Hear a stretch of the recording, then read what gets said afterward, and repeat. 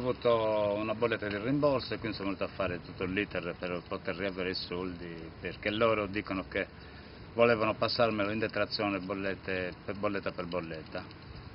Quindi ho avuto un rimborso di 500 euro e sono venuto qui a regolarizzare, a chiedere il rimborso totale. Che cosa era successo?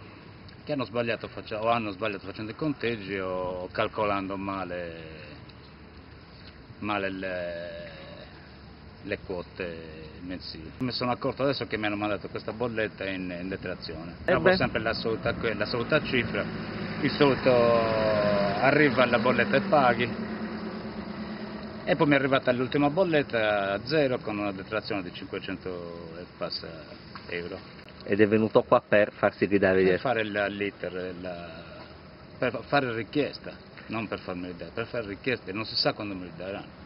Gli hanno detto qualche cosa? Sì, mi hanno detto che ci passerà un bel po' di tempo, quindi, perché loro volevano passarlo in detrazione mensile alle prossime bollette.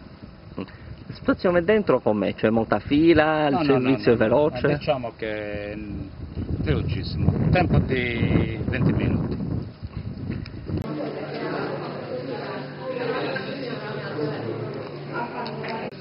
E quello di Cagliari, 070 285 Mi sono arrivate delle bollette, come si dice, un sollecito di pagare delle bollette di 10 anni fa, addirittura 11 anni fa, che invece risultavano già pagate, insomma.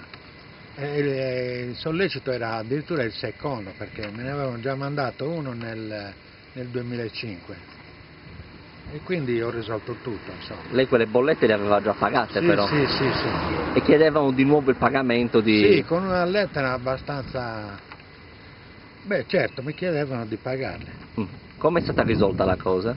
No, niente, pacificamente. Sono andato lì e hanno visto, avevo le bollette, c'era poco da... Sì, qualcuno mi hanno detto, lo sapevamo già. Quindi lei non è l'unico? No, c'era un sacco di gente.